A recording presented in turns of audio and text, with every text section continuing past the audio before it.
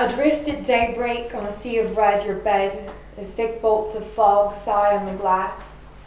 I love the milkiness of these mornings, and the ease we lay west and watch the sun sink and bob and buoy on the waves. But at dawn, fog blooms over the horizon and sea spray lines our lungs.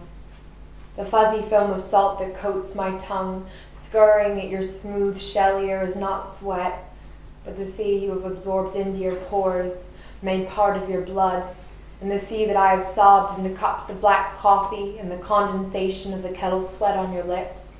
The musk soaks into my skin when I don your jumper on foghorn mornings, and little else when I am silhouetted in the doorframe of your lopsided cottage. You tell me that the pier people can see me, are fiddling with hooks and lines to fish me in, but that only you may have the moon-bleached down of my nape, the quiver of my calves, and the iridescent scales clung to my navel, all remnants of another life I led before you, a fisher king, found me in the shallows and reeled me to shore. But I know that I am shaded from their view. I know better than you because I have scaled the muscle-crusted columns of the pier and felt the prick of splinters in the webs of my toes. I have fled the waves and felt sea fingers grasp for my ankles through the slats of wood plank. I have seen your castle totter on the sandstone cliff, its green trim and the porous whitewash of the walls.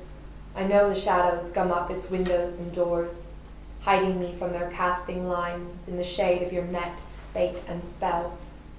But last night I tapped code into the window pane and left finger presses which spelled SOSs in kisses I kissed as you slept. As the porpoises slid through the breakers, the rays flicked their tails, and the tide beat a pulse back in response to say, "Egress and regress, our darling."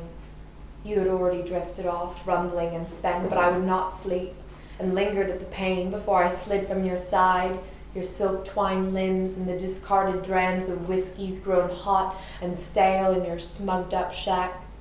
I fled for the pier and her loosened algae, her plush of fish guts and ambergris. And I let the hooks of that day catch in my feet, and I felt the rough rail pick at the flaking scales tucked in the creases of my knees, and fell into the esophageal folds of a wet peristaltic undertow that felt like home, felt like an amniotic balm, like psalms or words murmured. And there my skin contused indigo, and tendrils of hair, cotton sea creepers, algal knots, silts, the suck of sand muck seeped into the sponge of my lungs, muscles secreted into a ridge of rib, an indent of waist, against fawn legs a hip, until covered in the mucous membrane of clam copulation, I reclaimed the bindings of the roomy bivalve mouths and stuck my limbs together, unsplit and so perfectly whole.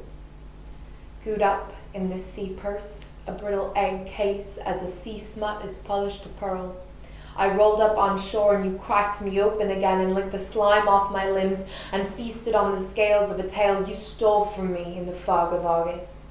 The stiff press of your tongue against those legs you've split in me is leaf, is oblivion, and I forget mother and her nest, the Venus combs and the Venus folk. The gulls in their concussed stupor do not see you have birthed me from that pod too soon and too often. It is not a chrysalis, but a hot little tomb of love, and you fish me back to your green and white sea cave, thugged and drugged. I thought it sweeter than the vast Pacific, and ours too.